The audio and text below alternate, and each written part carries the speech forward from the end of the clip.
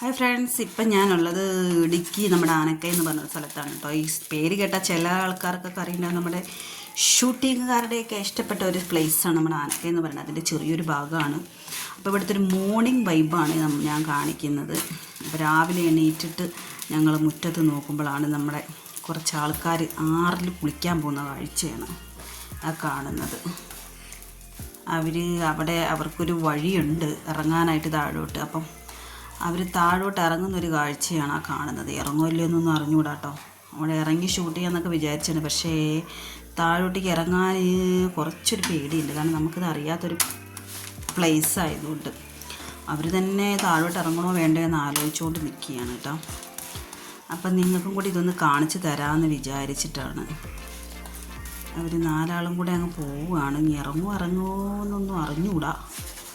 എനിക്ക് തോന്നുന്നില്ല അവരെ നിപ്പ് കണ്ടിട്ട് ഇറങ്ങുമെന്ന്. എനിക്കിങ്ങനെ കുറച്ചുകൂടെ അപ്പുറത്തേക്ക് പോയിട്ട് ഇറങ്ങാനുള്ള മട്ടാൻ തോന്നുന്നുണ്ട് അവരെ നിപ്പ് കണ്ടിട്ട്. അവിടെ നല്ല ശാന്തമായി ഒഴുകുന്ന ഒരു ആറുണ്ട് അവിടെ. അപ്പം ആ ആറിൽ കുളിക്കാൻ പോണ കാഴ്ചയാണ്. എന്തോ അവർ അവിടെ നിൽക്കുന്നു. ഇറങ്ങുമല്ലേന്നൊന്നും അറിഞ്ഞുകൂടാ കേട്ടോ. ചിലപ്പോൾ ഇറങ്ങുമായിരിക്കും. ഇല്ല, നേരെ അതാ പോകണം. അപ്പം നമ്മളിത് രാവിലെ കണ്ടൊരു കാഴ്ചയാണ് കേട്ടോ. കണ്ടപ്പോൾ ഒരു ഭംഗി തോന്നി. കാരണം ഇപ്പോഴൊന്നും ഇങ്ങനത്തെ ഒരു കാഴ്ചയൊക്കെ വളരെ റയറായിട്ടാണ് നമ്മൾ കാണുന്നത്. അപ്പോൾ അവർ വെച്ച് പിടിക്കുകയാണ്.